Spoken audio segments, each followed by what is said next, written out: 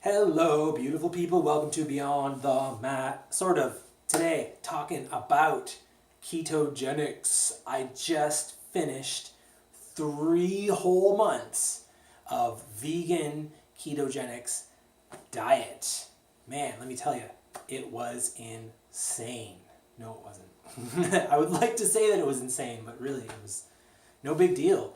I mean, a lot of people report the keto flu. I didn't get it. A lot of people have migraines. I didn't get it. A lot of people just feel sluggish and hungry. I didn't get it. I didn't get it. I didn't get any of the things that all the horrors that I read about online. I was like, yeah, this is it. Like, I'm going to feel something. Something's going to happen. And nothing ever did.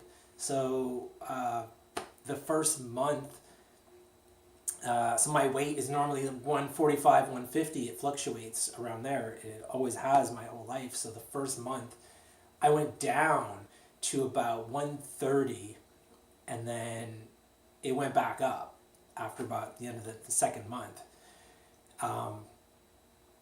So I had lost basically all the unhealthy fats from my body because, again, if you don't know what ketogenics is, look it up. It's high fat, low carb. Your body learns to eat fat instead of sugar. So any fat stores that you had from the past, nom nom nom, it's eating those. But when it goes beyond those, it starts to eat your muscle, which is kind of bad news. You don't want that to happen. Which fortunately for me didn't happen. I did a full 30 days of yoga for the first month. I started this in October 9th, October, November, December, October 9th.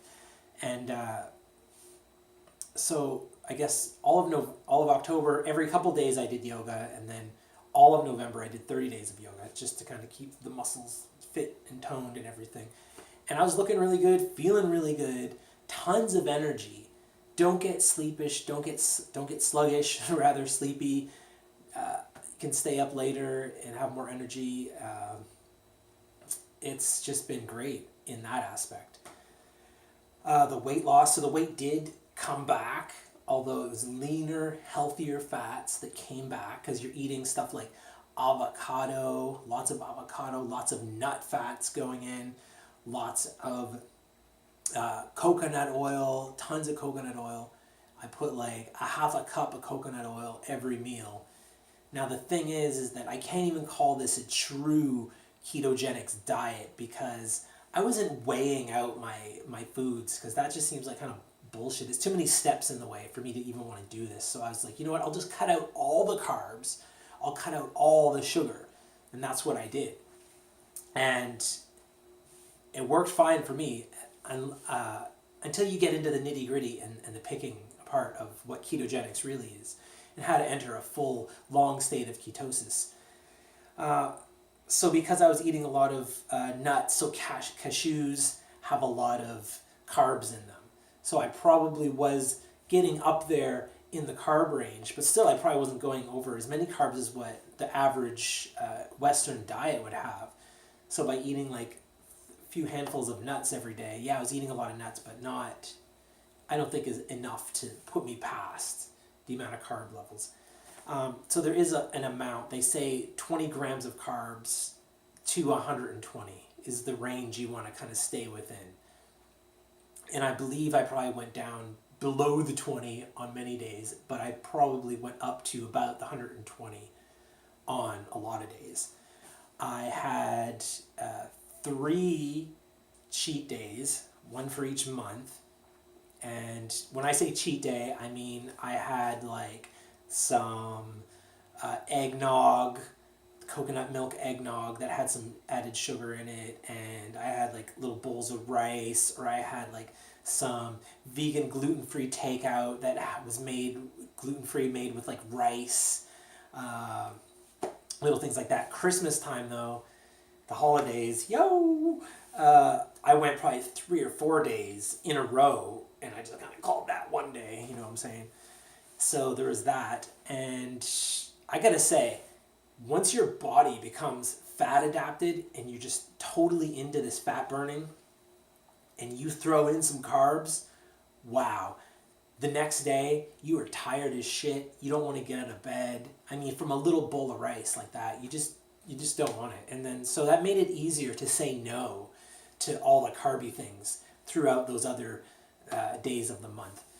And yeah, it's just that feeling of just being groggy and tired and not having energy and not wanting to go to work and not wanting to get up and sleeping in longer than I should. And then when you sleep in longer, it just prolongs your day. And then all the little things that you want to do in the morning that make you feel good. Like my schedule right now is kind of skewed. So I get up at 4 in the morning.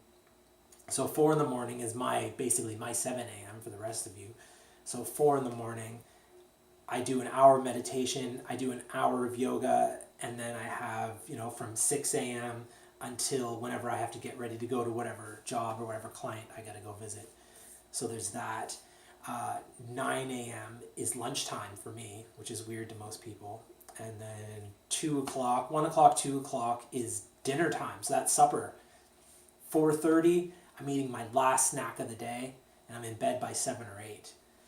It's important to cut out the food later in the evening because you want to go into that ketosis, which is done by intermittent fasting. And I do that every night. So after 4:30, I don't eat anything.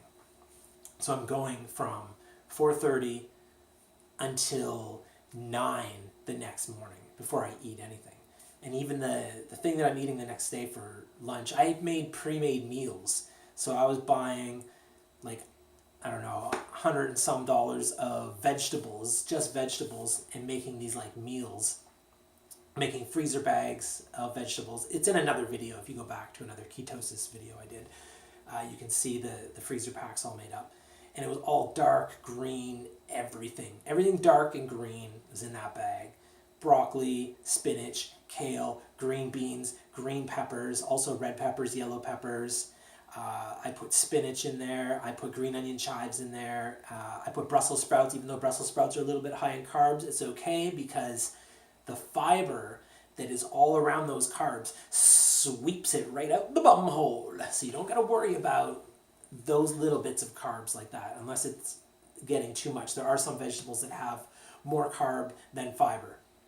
When you're looking at total carbs and net carbs, a net carb is after you've subtracted the fiber. So if there's 2 grams of carbs in something and there's 2 grams of fiber, the fiber, 2 grams is sweeping away those 2 grams. So if there's 4 grams of carbs and only 2 grams of fiber, those 2 grams of fiber are sweeping away 2 grams of your carbs, and you're left with only 2 grams of carbs, net carbs, in that vegetable or in that dish of whatever you're having. And so now, I was looking really skinny. I mean, here's the funny thing. When I lost all that weight, I could see my ribs, I could see my backbone, all my collarbone popping out, and it's starting to look a little anorexic, a little bit bobblehead going on. And when I gained the weight all back, I went back up to 104. I just weighed myself before doing this video. I'm back up to 145.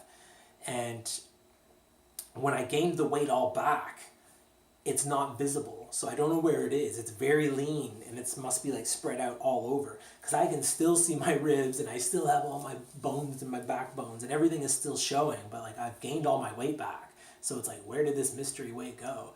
It's not a visible weight. So it's definitely a little thicker and heavier. And it's all, like I said, it's all a healthy fat now.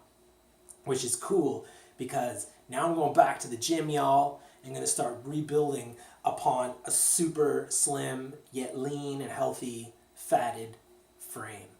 And that'll be the next progress of the life of J. Cole Yoga. Anywho, y'all, this is just for anybody who's ever interested in ketogenics. Raising your ketone levels is great for so many things. It's great for depression. It's great for anxiety. It's great for the amount of energy in your body. The intermittent fasting helps you lose weight. Your belly gets smaller because you literally don't need to eat a big ass plate of food. You don't need to have a big plate of pasta just to feel full and just to feel content. You're eating a tiny little portion and you're going I can't even finish this. I know I've got a little bowl of nuts and I get halfway through it. I'm that's it. That's all I can fit in there. And yeah, so these are some of the many aspects of ketosis explained by moi to you, my friends, family, loved ones. Love you all. That's it for today. I hope I touched down on all the things I wanted to touch down on this video so I don't have to make another one. Peace, love, and light. Namaste. And all that other good noise. Yeah.